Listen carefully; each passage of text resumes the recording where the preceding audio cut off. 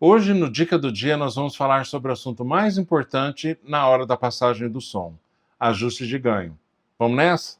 Nessa aula de hoje sobre ajuste de ganho, nós vamos falar sobre como que você deve ajustar o ganho do seu sinal de acordo com a mesa que você tem ou com o instrumento que você estiver usando. Você vai ver agora uma imagem, eu gostaria de explicá-la para você. Você percebe que tem uma linha tracejada em vermelho em uma das pessoas aí, né? Esse seria, por exemplo, o nosso volume ideal para todos eles, mas você pode notar que tem alguns que passaram desse volume ideal, enquanto outros estão bem abaixo desse volume ideal.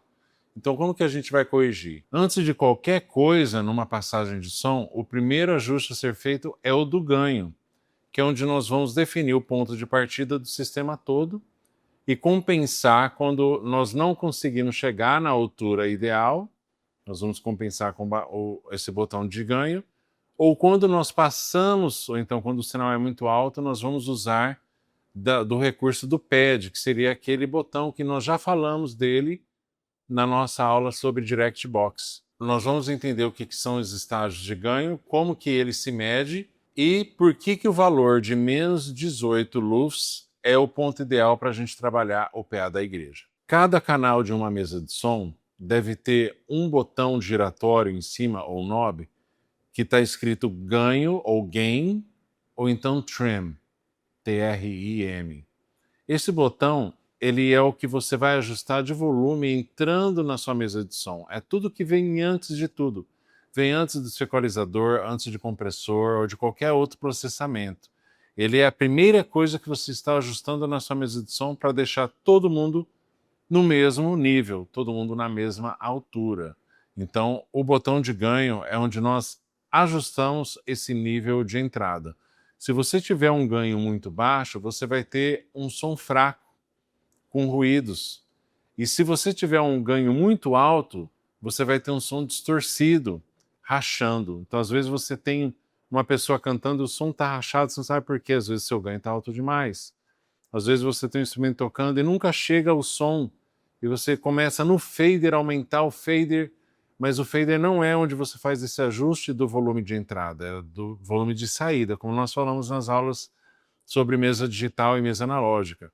É no ganho que você vai acertar e nivelar todo mundo. Como que a gente faz para medir o nível de sinal de entrada? Existem as seguintes medições. Nós temos decibéis, que seria o símbolo dB, nós temos RMS e nós temos também LUFS, L-U-F-S. Hoje, LUFS é a maneira mais moderna de nós podermos fazer essa medição, porque ele tem a ver com como o volume é percebido pelo ouvido humano.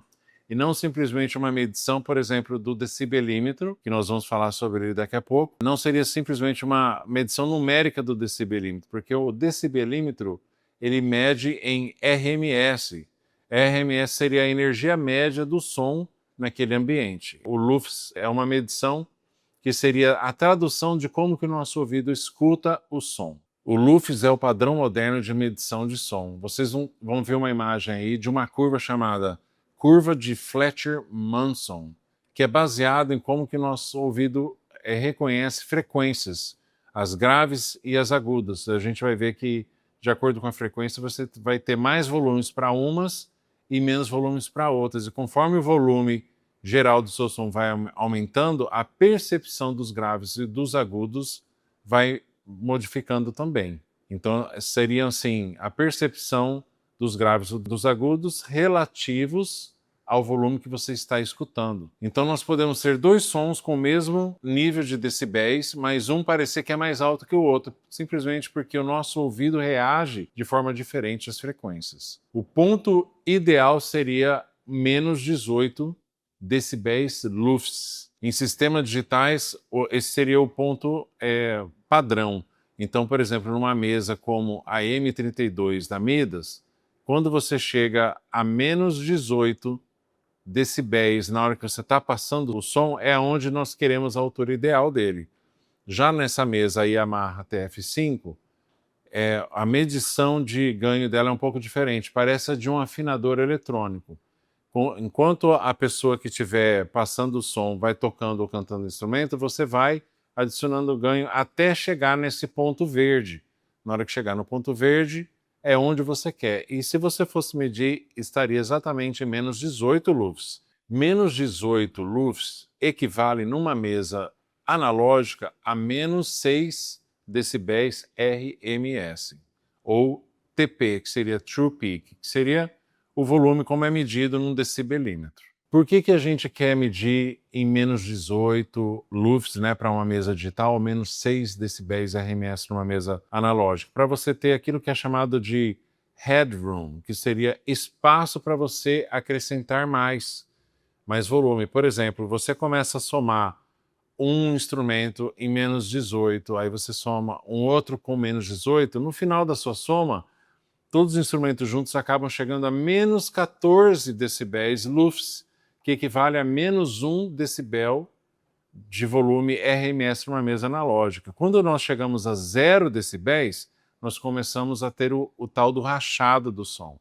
Então, para que você tenha o som no máximo da altura que você puder, no máximo da energia sonora que você puder, sem introduzir o rachado nele, ou a distorção sonora, você trabalha com essa margem de segurança de menos 1 decibel no máximo, que seria o RMS, equivalente a menos 14 lufs. Então, na soma de todos os elementos da sua mesa de som, você vai poder ter o maior consistência de som, todos eles tocando juntos, sem ter a distorção, sem ter o som rachando. É por isso que muitas vezes a gente usa também o botão de pad, né? Porque às vezes o sinal está tão alto já entrando e você não sabe o que fazer. Nossa, mas já está entrando muito alto. Passou de menos 18, eu nem coloquei ganho, mas já entrou demais. Então muitas mesas de som, principalmente mesas de som digitais, já tem nela também a função do pad, onde você retira o volume de entrada para que o som não entre já direto distorcendo, já não entre rachando. E às vezes você, depois que aciona o botãozinho de pad, você ainda vai ter que compensar e colocar um pouco de ganho, que é o que você geralmente quer mesmo.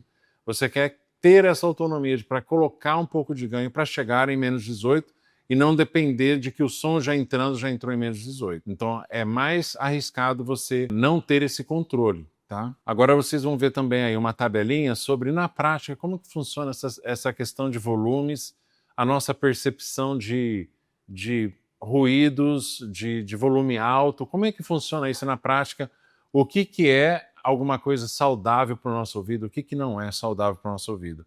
Então, nós temos aí do lado esquerdo algumas situações e do lado direito da nossa tabelinha os níveis típicos de decibéis, usando um decibelímetro, é lógico, para poder fazer isso, né? Para você saber onde que você está nesse volume. Em 0 decibéis, nós estamos em quase silêncio total. Esse número é praticamente, na prática, impossível de alcançar, a não ser que você vá para um estúdio feito para você ter um silêncio.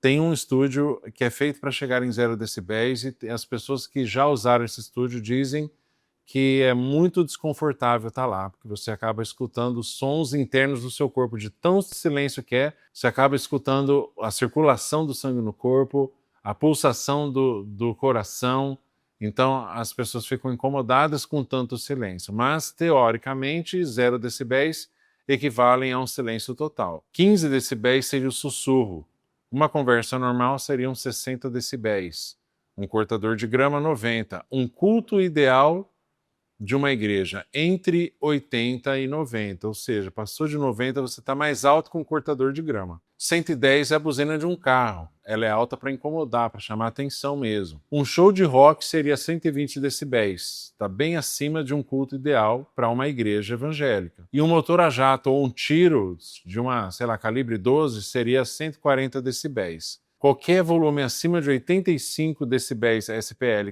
por longos períodos, que seria a média aí do nosso volume ideal para uma igreja evangélica, você começa a causar uma fadiga auricular, uma fadiga auditiva, e isso pode causar perda de audição em você. E o ideal para manter um louvor de som envolvente numa igreja seria ficar dentro desse padrão de 80 a 90, né? O suficiente para você sentir o impacto da música sem te cansar, sem te incomodar.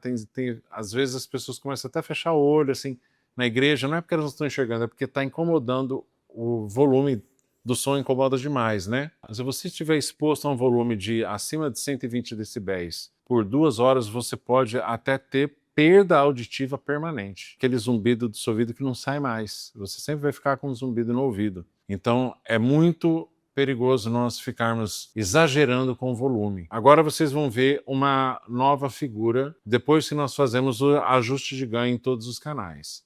E se todos os nossos canais estiverem ajustados corretamente, todos eles estão entrando com a mesma altura. Fica muito mais fácil agora para nós podermos mixar o som chegando na altura que nós queremos com faders, porque eles estão entrando todos nivelados na mesma altura. Que todas as pessoas estão agora com a mesma altura de menos 18 lufs. Fica muito mais fácil agora eu saber qual que é o volume ideal de acordo com a minha percepção auditiva, que eu quero baixo, que eu quero a guitarra, que eu quero a bateria. E assim a gente pode trabalhar com os faders fazendo a nossa mixagem do áudio. Então lembrando que som limpo não é som alto.